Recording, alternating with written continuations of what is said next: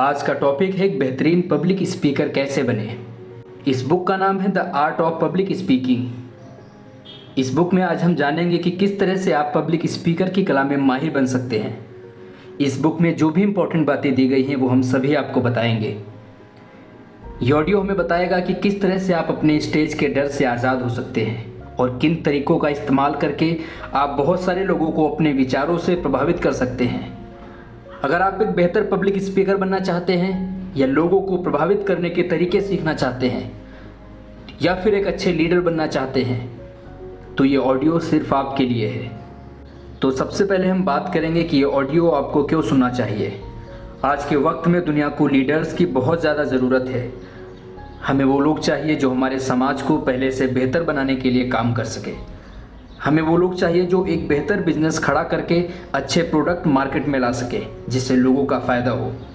लेकिन ये सब कर पाने के लिए उन्हें एक कला में माहिर बनना पड़ेगा और वो है पब्लिक स्पीकिंग। दुनिया के किसी भी कामयाब व्यक्ति को ले लीजिए, उसमें यह ताकत होती है कि वो बहुत से लोगों को एक साथ प्रभावित कर सकता है।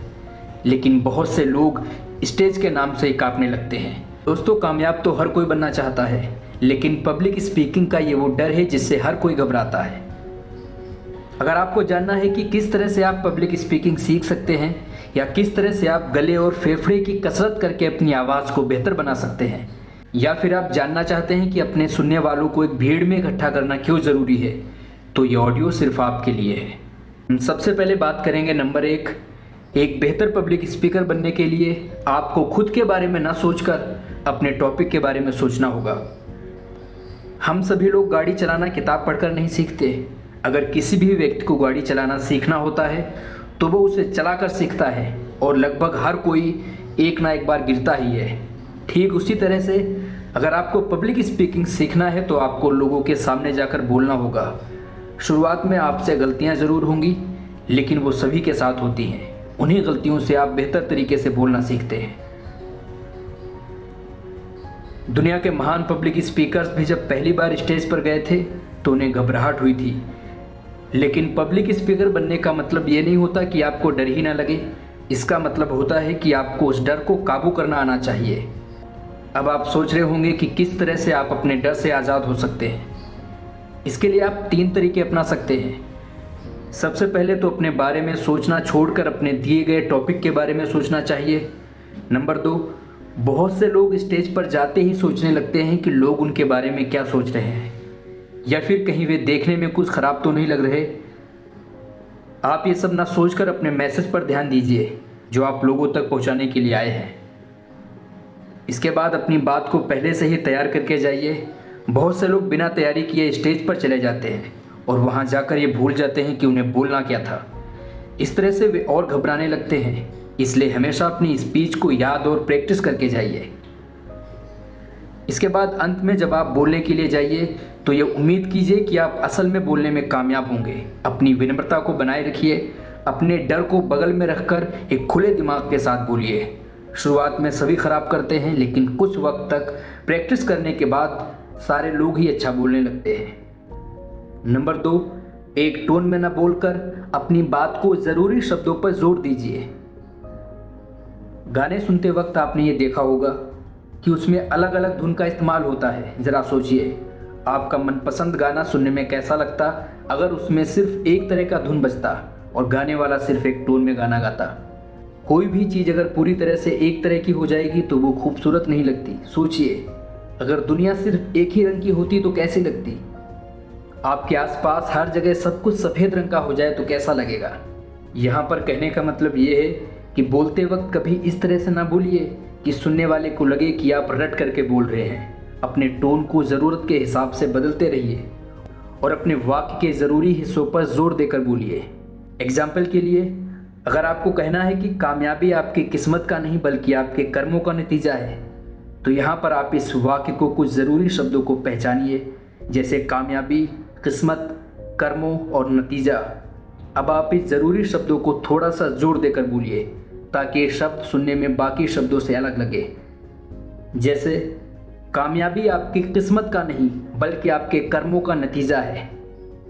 लेकिन जोर देकर बोलने का मतलब ये नहीं है कि आप उसे चिल्लाकर कहें। इसका मतलब है उसे कुछ अलग तरह से कहना ताकि सुनने वाला ये समझ जाए कि वो शब्द वाक्य के ज़रूरी शब्द हैं। अगर आप ज़ोर से बोल रहे थे तो उन ज़रूरी शब्दों को आराम से कहिए। अगर आप आराम से बोल रहे थे तो उन शब्दों को ज़ोर से कहिए, या फिर आप उसे अपने स्टाइल में कुछ अलग तरह से कहने की कोशिश कीजिए ताकि वो बाकी के शब्दों से अलग लगे। अपनी बात के ज़रूरी हिस्से को अलग तरह से बोलने के 3 तरीके हो सकते हैं। नंबर 1, अपने स्पीच को बदलना। नंबर 2, अपने बोलने की रफ्तार को बदलना। और नंबर 3, कुछ देर तक रुक रुक कर बोलना।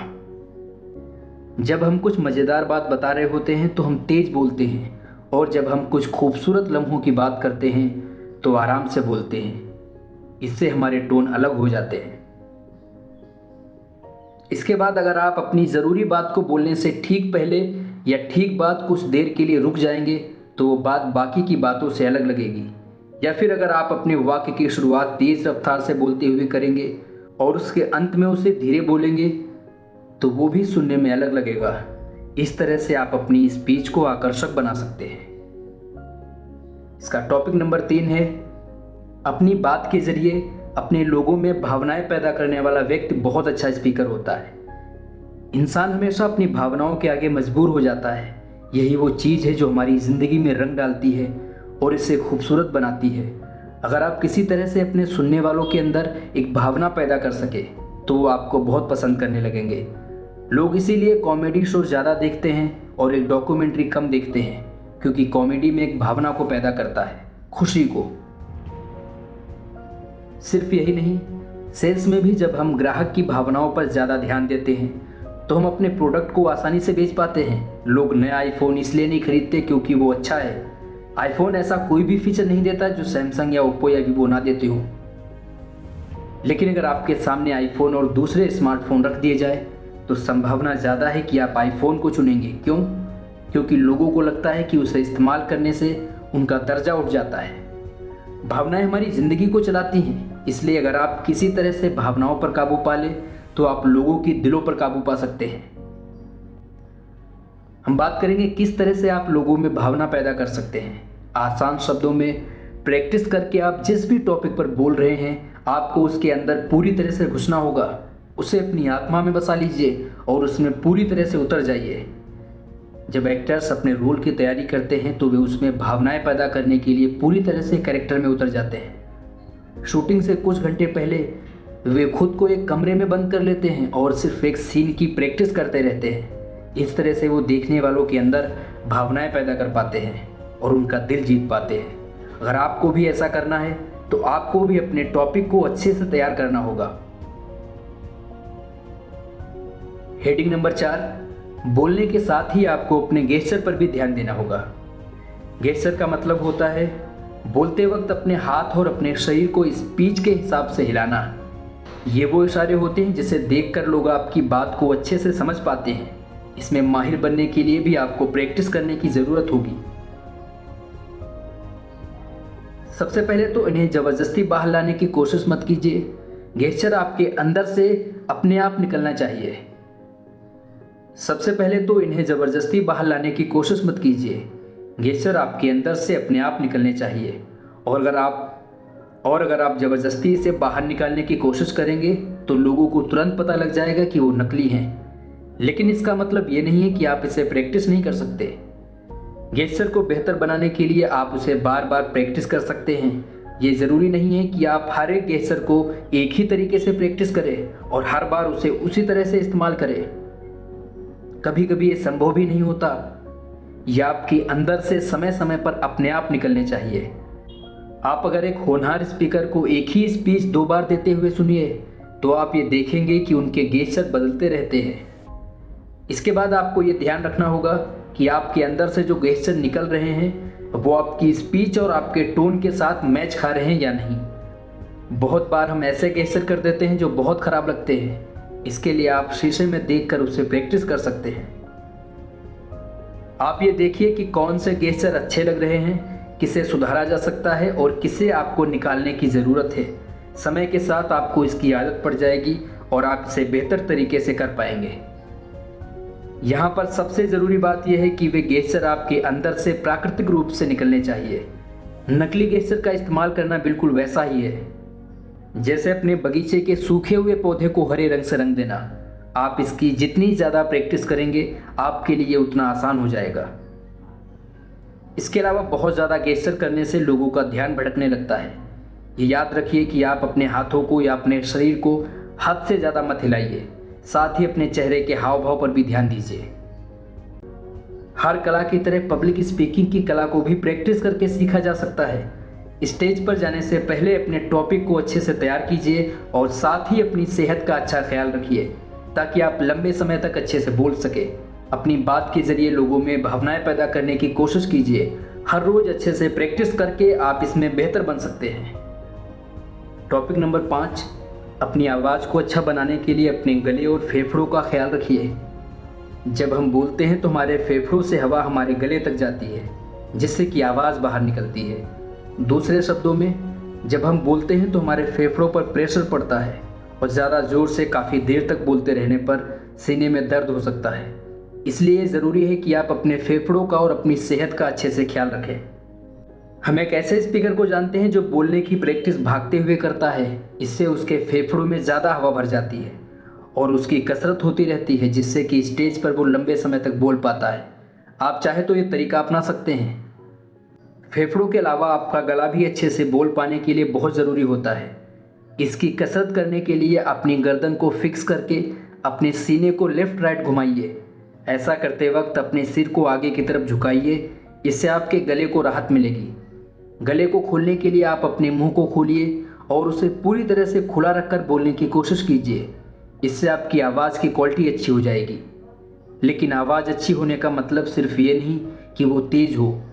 इसका मतलब ये भी है कि वो साफ और स्टेज के पीछे जो लोग बैठे हैं वो भी आपकी बात को अच्छे से और साफ साफ सुन पाएँ। अगर आपकी आवाज़ साफ होती है तो आपके फुसफुसाने पर भी लोग आपको अच्छे से समझ पाएंगे। ऐसा कर पाने के लिए आप अपने हाथ को अपने मुंह के पास लगाइए और ये शब्द जोर जोर से बोलिए। क्रैश, डैश, विल, बब्स, इन शब्दों को तब तक बोलते रहिए जब तक आप इनके वाइब्रेशन को अपने हाथों पर महसूस ना करने लगे। टॉपिक नंबर 6, अपने सुनने वालों को एक भीड़ में इकट्ठा कीजिए ताकि आप अपनी बात को लोगों तक अच्छे से पहुंचा सके। क्या आपने कभी ये देखा है कि किसी सेमिनार में एक व्यक्ति ताली बजाता है और फिर सारे ही लोग अचानक से तालियां बजाने लगते हैं? क्या आपके साथ भी कभी ये हुआ है कि आपके ग्रुप में सारे लोग अचानक से ऊपर देखने लगते हैं और आप भी उसी वक्त ऊपर देखने लगते हैं? इंसानों की उस खूबी को कॉन्टेजियन कहते हैं, जिसका हिंदी में मतलब होता है एक व्यक्ति के विचार या रोग का दूसरे व्यक्तियों तक पहुंचना। इसका आसान सा मतलब होता है एक चीज़ का फैलाव। इसका मतलब यह है कि अगर आप अपने सुनने वालों को एक भीड़ में इकट्ठा कर लेंगे तो आप अपने विचारों को उन तक आसानी से पहुंचा सकते हैं। भीड़ में विचारों का इन्फेक्शन बहुत तेज़ी से फैलता है। अगर एक भीड़ भरी जगह पर एक व्यक्ति अचानक से चिल्लाने लगे, आग आग आग, भागो भागो, तो सारे लोग पागलों की तरह भागने लगेंगे। इसलिए अगर आप चाहते हैं कि सब लोग आपके विचारों को सुने तो उन्हें अलग अलग मत बैठने दीजिए। उन सभी को एक भीड़ में इकट्ठा कर लीजिए।